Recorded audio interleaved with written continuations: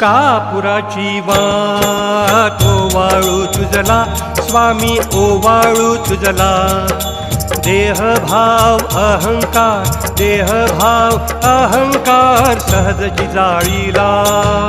कापुराची वाट ओवाळू तुझला स्वामी ओवाळू तुझला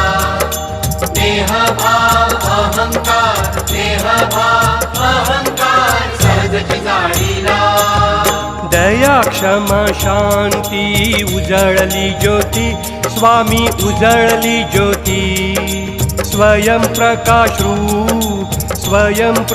रूप स्वामी देखली मूर्ती